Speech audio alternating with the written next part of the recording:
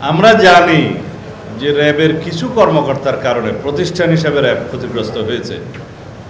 রাষ্ট্রীয় প্রতিষ্ঠানগুলোর মধ্যে এমন কোনো প্রতিষ্ঠান ছিল না ফ্যাসিবাদী শাসন আমলে যে প্রতিষ্ঠান ক্ষতিগ্রস্ত হয়নি।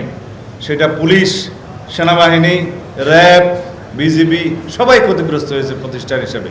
কিন্তু আমাদের স্মরণ রাখতে হবে, কয়েকজন কর্মকর্তার অ্যাক্টিভিটিস পুরো প্রতিষ্ঠান দায় দেয় না।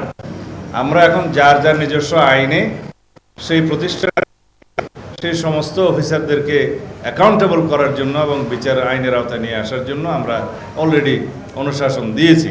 কারণ প্রতিষ্ঠান দায়ী না, আইন আছে, কিভাবে চলবে, কর্মকর্তারা কিভাবে সেই আইন মাফিক পরিচালিত হবে। যদি কিছু সংখ্যক কর্মকর্তা কর্মচারী বিপদগ্রস্ত হয় বা বিপদে যায়, তারা পার্সোনালি দায়ী, কোনো প্রতিষ্ঠান দায়ী না। আমরা সেই দৃষ্টিতেই দেখি। তেলের ভোগান্তিতে ক্লান্ত? এখনই কিনুন রাইডো, এক চার্জে চলুন 100 কিলোমিটার পর্যন্ত।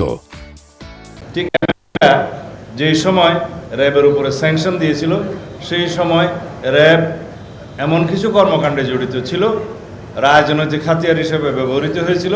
সেই সময় ফ্যাসিবাদী সরকারে যারা দণ্ডমুণ্ড ছিলেন, শেখ হাসিনা তার রাজনৈতিক হাতিয়ার হিসেবে তাদের উদ্দেশ্য চরিতার্থ করার জন্য একদলীয় শাসন ব্যবস্থা এবং একদলীয় রাষ্ট্র ব্যবস্থা কায়েমের জন্য যে উদগ্র বাসনা ছিল, এইভাবে অনেক প্রতিষ্ঠান।